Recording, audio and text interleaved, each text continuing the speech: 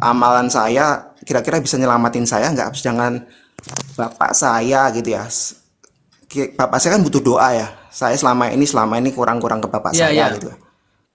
Saya nggak bisa nyelamatin, saya nggak bisa Hmm. bapak saya aja yang seperti itu mungkin lebih baik daripada saya gitu ya, amalannya lebih lebih baik. Hmm. Tapi apakah gitu ya, apakah nanti saya nggak punya anak, ketika nanti saya meninggal apakah saya bisa sebaik bapak saya, dan apakah ada yang doain saya gitu. Saya nggak Iya, bisa, iya, iya, apakah iya. amalan saya cukup gitu kan untuk bisa Iya, nyelamatin iya, diri benar, saya benar, sendiri benar, atau benar. keluarga saya. Itu Mhm. kan gitu kan, saya sombong, sombong selama ini saya merasa saya bisa mati, mungkin ilmu saya bisa nyelamatin saya gitu kan, katanya ilmu kan Hmm. itu kan kata kan, man aradad dunya fa'alaihi bil ilmi wa man aradal akhirah fa'alaihi bil ilmi wa man aradahu fa'alaihi bil ilmi. Ya mungkin ilmu saya nanti Iya, iya, saya iya. ngajarin orang banyak dapat jariah gitu, tapi apakah itu cukup, apakah ilmu saya juga memang bakal bisa nyelamatin saya gitu kan. Kan kita juga butuh eh, doa. Saya nggak punya anak, kira-kira nanti yang bakal doain saya siapa gitu kan. Nah, Itu itu sih yang pertanyaan paling saya sih. Kalau yakin. kalau doktrinnya seperti itu nanti terus gimana kan begitu Pak ya? Terus menghantui pikiran lah intinya begitu. Iya, iya. Ya itu saya akhirnya ya toh inilah nangis lah gitu ya. Saya nangis, bapak Hmm. saya gitu, banyak orang doain dia gitu, meskipun ilmunya nggak sedalam saya lebih lebih pinter masalah masalah bahasa Arab, atau saya kajian gitu segala macam. Tapi bapak saya tuh ikhlas sama orang, banyak kesana kemari silaturahim, banyak banyak yang doain. Tapi saya belum tentu bisa kayak bapak saya gitu kan, meskipun saya ilmunya dalam gitu. Saya ya akhirnya mulai agak melunak gitu ya, mungkin saya itu salah gitu ya, Hmm. ya gitulah. Iya, iya, iya. Alhamdulillah. Alhamdulillah masih diberi petunjuk sama Allah. Hmm, hmm, hmm, hmm. Assalamualaikum ya Surya.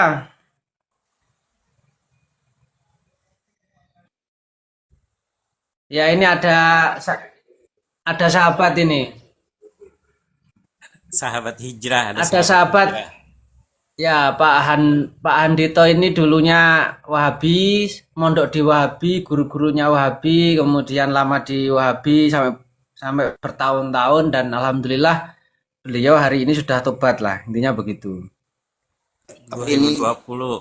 kehidupan saya masih di Wahabi semua, jadi mohon maaf nanti kan mungkin agak ini. Jadi masih banyak teman-teman di Wahabi, saya masih banyak ya yang mendirikan yayasan itu ya, satu teman-teman di Bogor ya, yayasan pendidikan Wahabi ya, teman-teman sekamar saya, sekosan saya gitu. Jadi Hmm. mungkin agak kaget nanti.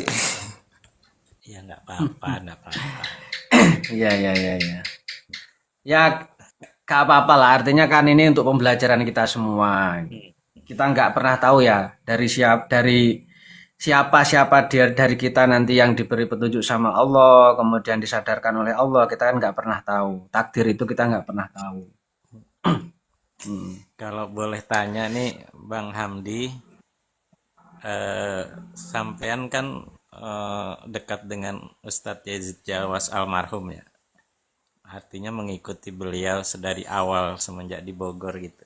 Itu saya pengen tahu awal-awal pengajaran atau kajian umumnya para Ustadz Wahabi ini apakah mereka langsung pada kajian fikih bid'ah itu atau kajian-kajian yang sifatnya ya kalau di kita kan langsung aja dari awal tuh diajarinnya toharoh dulu bersuci cara sholat cara ini cara itu gitu loh. Sementara kalau yang didengar dari video-video di YouTube maupun di TikTok kan rata-rata tuh setiap ceramah isinya bid'ah, bid'ah, bid'ah. Apa emang itu jalan awalnya gitu loh? Ya, ini mungkin gini. Jadi kan kita harus tahu dulu Wahabi itu audiensnya siapa gitu kan. Hmm. Audiensnya kan menengah ke atas. Orang-orang yang selama ini nggak pernah tahu agama, Hmm. tapi pengen hijrah lah gitu ya. Itu audiensnya. Jadi itu ada di mana? Ada di kayak perkantoran besar, BUMN, kemudian apa namanya, orang-orang sibuk lah, orang sibuk punya duit gitu ya. Hmm. Eh, dan mereka juga udah biasa ke Arab gitu, umroh gitu kan, melihat Hmm. melihat Arab gitu ya. Nah, ketika pulang mereka kan ada kerinduan untuk bisa kembali kayak di Arab gitu kan. Nah, kemudian di sini lihatlah ada orang yang langsung seperti tegas gitu kan. Beda main NU kan kayak kayak masih ada sinkretisme di kan gitu kan. Kalau mereka tegas dari ininya Ustadz Yazid apalagi gitu, Ustadz saya kan Ustadz Yazid kan tegas kelihatan di situ. Itu mengundang kekaguman kan. Iya, iya, iya, iya. Kekaguman, oh ini tegas, ini bisa membedakan. Itu kan buat orang awam tuh beda kalau ulama kan kan memilih ya, dikira itu kan wah kan di tengah-tengahnya subhat kan gini, yang al halalu bayyinun wal haramu bayyinun wa bainahuma itu kan subhat. Nah, mereka kan nggak pengen ada subhat, ditakut-takutin jangan subhat, mereka tuh harus ustadz subhat karena suka nyampur adukan yang haram dan halal gitu kan. Nah, begitu melihat Ustadz Yazid tegas antara haram dan halal, nah, itu langsung mereka nyambung di situ kan, gitu kan. Kemudian masuklah ke dalam kajiannya siapa? Ya yang muda-muda lah. Pakainya kitabnya apa? Riyadhus Shalihin. Paling Bulughul Maram udah di situ aja. Tapi nanti interpretasinya lebih banyak, paling cuma 1 cuplik 2 cuplik gitu kan. Sekarang madhabnya apa Ustadz? Syafi'i, Maliki, Hanafi? Ya saya Syafi'i, Asy'ari. NU ya sekarang ya? Ya alhamdulillah saya NU karena ini ya fikih kita ikut Imam Syafi'i, saya ikut Imam Syekh Nawawi Al-Bantani dan para murid-muridnya ya gitu ya. Ya kita di situlah. Terus sekarang aktivitasnya apa Bang dalam hal keagamaan? Aktivitasnya saya ya ini aja, ikutin antum semua nih sebenarnya di medsos. Cuma kan nggak pernah kelihatan aja, yang saya di YouTube itu paling gacor sebenarnya saya sih.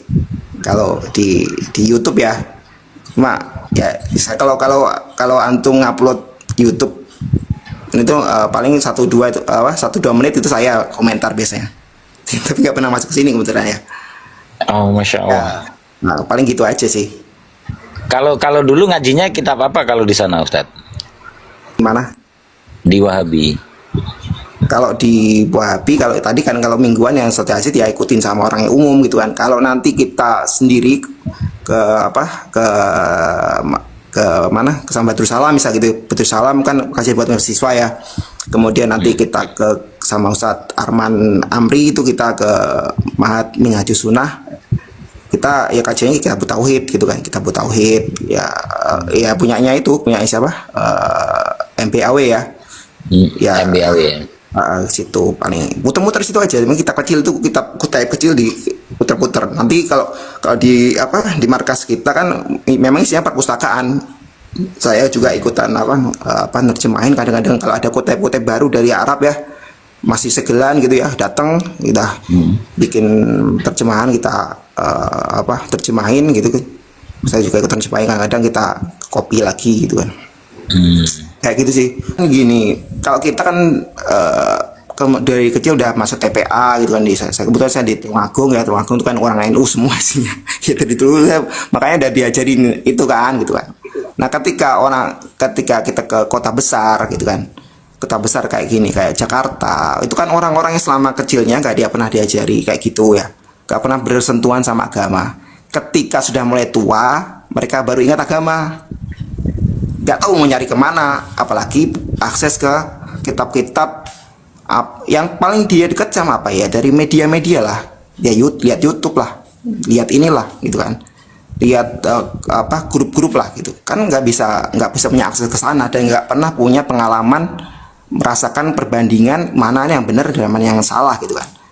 Nah jadi sama kan sering kan kita lihat bilang katanya rukun Islam itu emang Nabi ngajarin rukun Islam ada 6 gitu, rukun iman ada 6, rukun Islam ada 5. Dikiranya nggak ada, padahal itu kan ya hadis kan gitu, hadis Jibril. Saking nggak ngertinya mereka gitu kan, karena nggak pernah diajari, emang nggak pernah ngajari, baru tuanya belajar gitu kan, dan belajarnya ketemu sama orang yang salah. Dan ini anehnya tuh begini, mereka itu bila ditanya rukun wudhu, seandainya mereka tahu, itu mereka akan mengambil kitab-kitab dari dari Aswaja. Ada Sultan Mataram, itu kita tanya rukun wudhu berapa, tahu dia, yang dibawa nanti kitab Matan Fathul Qorib. Nah, tapi kalau kitab asli dari Salafi Wahabi ini kan tidak ada yang sedaki itu menjelaskan tentang sholat. Nah, ini saya apakah ada nggak ya? Sebenarnya itu ada nggak di sekte Wahabi ini menulis kitab yang sedaki kitab-kitab Fathul Qorib, Safinatun Najah tentang rukun sholat, rukun-rukun wudhu itu ada nggak? Setahu saya sih nggak ada kan kitab-kitab tuh yang kalau dulu zaman saya kan waktu syekhnya masih Albani masih ada Albani, ada Utsaimin, itu kan ada sifat sholah kan suka ada mereka bikin. Nah itu pada ini kan pada beli gitu kan, oh sholatnya begini sifat sholat gitu kan. Tapi apakah kan mereka nggak paham bahwa wudhu itu syarat sah, misalnya syarat sah apa itu syarat sah, rukun juga nggak paham juga kayak kan, rukun itu apa nggak paham juga. Jadi yang ini kan ya apa yang didengar sama ustadznya gitu kan, yang didengar sama ustadznya ya itu, karena tiap hari nggak akan sampai ke dalam fikih itu nggak sampai gitu. Rata-rata kan Wahabi memang nggak bahas fikih, bahasnya ya bid'ah aja gitu kan. Makanya ketika sama Wahabi itu nggak usah detil-detil gitu kan, kadang nggak usah terlalu detil karena mereka sendiri nggak paham, cuma jadi kopas-kopas aja. Jadi kalau mereka ada saya di kolom-kolom komentar itu mereka kupas-kupas panjang. Kadang dulu saya kan debat itu saya benar-benar satu persatu kita perintilin kan rinciannya, tapi sebenarnya mereka sih nggak paham juga apa yang mereka kopas gitu. Ya udah kita tertawain aja sebenarnya sampai mereka tuh kesel sendiri gitu. Biar mereka tuh kesel, akhirnya biar kita mancing diskusi sebenarnya. Kita tuh pengen mancing diskusi sehingga mereka tuh kepantik gitu. Oh, ini bisa mikir gitu kan. Oh iya ya, ternyata ada yang kayak gini. Ustadz saya ternyata nggak cuma yang dibilang ustadz saya. Itu saya cuma pengen mantik gitu kan. Karena yang mereka tahu cuma yang dari ustadznya, nggak ada perbandingan gitu kan. Itu. Jadi kalau kita terlalu detail, mereka nggak paham sebenarnya gitu kan. Itu ilmu tauhidnya itu pertama seperti apa itu saya bingung itu Tuhan. Di Wahabi kan kitab tauhid pasti itu apa yang usul salasah itu, atau pokoknya kitabnya bin Bas itu ya sekitar itu aja, sekitar tauhid aja kan. Mereka selalu ngomong agama itu tauhid gitu kan, doa adalah kan itu. Jadi itu kan sebenarnya anchor kan. Jadi anchor itu kan kalau di psikologi kan itu anchor kan, setiap kali mereka khutbah kan pasti nyambung kan, utama fa inna kulla muhdatsatin bid'ah wa kulla bid'atin dolalatun wa kulla dolalatin finnar. Itu kan sebenarnya kan mungkin beberapa hadis tapi mereka sambungkan karena itu memang sudah anchor gitu kan. Jadi di dalam Wahabi itu udah ada anchor memang sudah dipatenkan anchornya lah, itu buhul-buhulnya itu. Makanya kita datang itu untuk melepas buhul-buhul. Misal gitu kan. Misal contoh, jadi bid'ah lebih disukai oleh iblis daripada maksiat gitu kan. Oh kalau bid'ah itu orang melakukan bid'ah dia merasa melakukan ibadah, sedangkan orang maksiat dia sadar kalau dia melakukan kesalahan gitu. Jadi lebih mudah tobat orang yang maksiat daripada bid'ah. Nah, itu kan itu anchor sebenarnya. Doktrin. Fungsi kita adalah datang untuk melepaskan buhul-buhul anchor itu. Karena itu anchornya tuh juga kita tanya mereka dapat kesimpulan gitu dari mana? Itu nggak bisa jawab mereka. Saya gini sih, jadi kan kita kalau saya itu selalu ketika kita membahas aliran-aliran itu kita selalu cek dulu sejarah gitu ya. Itu mungkin yang mungkin ya yang perbedaan yang saya kebetulan di pesantren modern sama yang teman-teman yang di pesantren salaf. Kita di pesantren modern diajari itu namanya SKI, namanya sejarah kebudayaan Islam gitu kan, dan aliran-aliran gitu ya. Nah, sejarah mulai dari kenabian nabawiyah, kemudian terbentuknya khilafah, kemudian Khawarij, Syiah, kemunculannya gitu kan, kemudian Kristen gimana terbentuknya itu diajari gitu ketika saya lihat.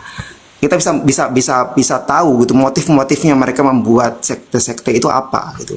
Hizbut Tahrir kenapa bisa terbentuk, kemudian PKS itu dari mana akarnya gitu kan, misal Ikhwanul Muslimin, kemudian hari ini kenapa geopolitik Ikhwanul Muslimin, kenapa misalnya kemarin ada penembakan di Australia, kemudian kenapa jadi ditunjuk Ikhwanul Muslimin yang bertanggung jawab misal gitu contoh, atau jadi mana gitu kan. Nah itu perlu dipahami kenapa Wahabi bisa kayak gini hari ini dan motifnya apa sih sebenarnya mereka itu membuat perpecahan. Jadi kadang-kadang kita terlalu detail di fikih, padahal sebenarnya motifnya ustadz-ustadz itu nggak di situ. Motifnya itu adalah untuk mecah memang gitu kan. Ada motif geopolitik gitu. Ya saya gitu, saya mundur gitu kan. Oh saya nggak mau terlalu ke dalam masalah. Oh, misal mereka mempermasalahkan Yadullah segala macam. Oke, kita tahu itu bakal rumit lah, kita bisa tahu lah harus kemana tadi Ustadz ini ada yang ngomong Yadullah itu makna dohir, ada yang itu rumit, kita tahu itu, tapi itu masing-masing Wahabi kan berbeda-beda gitu kan. Kita pengen mundur biar kita tuh efektif itu bisa mengcounter itu gitu kan. Harus kita tahu motifnya. Misalnya Firanda, Khalid Basalamah, Ustadz saya Badrus Salam nebarin syubhat itu apa sih? Iya, itu nembak NU. Saya bilang gitu, itu nembak NU dengan berbagai macam cara, mau dari bawah mau dari atas. Kalau NU bisa dilemahkan, Muhammadiyah disusupi, negara ini akan lebih mudah dilemahkan gitu. Iya, ini gerakan terstruktur karena dia masuk ketika zaman Soeharto, dia nggak berani masuk. Soeharto jatuh, dia langsung diriin LPIA, langsung bikin DDI dari siapa? Dewan Dakwah Islamiyah punyanya si siapa itu namanya, buku-buku Itisom masuk. Itu memang sudah terbiaya saya sebagai orang yang di bawah Ustadz Yazid merasakan duit banyak masuk dari Arab Saudi, dari Yaman, dari Qatar, dari UAE. Itu kan dari mana mereka bisa beli tanah sebanyak itu di Bogor, di gunung-gunung semuanya di tanah, masjid-masjid bagus-bagus, wangi-wangi tiap hari. Emang dari mana? Emang NU bisa kayak gitu? Kan aja susah kayak gitu kan, tiap hari kita biayai santri gitu banyaknya. Itu duit dari mana dikira nggak? Itu nggak terorganisir. Itu terorganisir. Itu kita, saya misal teman saya ngajuin proposal. Ada tanah di sana, ada tanah di belakang sana, saya mau diriin organisasi namanya Pesantren Imam Nawawi, Pesantren Imam Syafi'i. Itu kajian proposal, datang duitnya. Itu terstruktur atas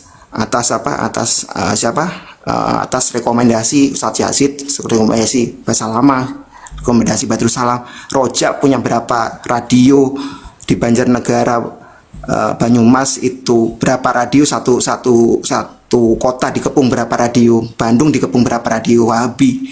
Itu kita harus bisa melihat di situ itu terstruktur, bukan sesuatu yang kayak acak gitu, bukan.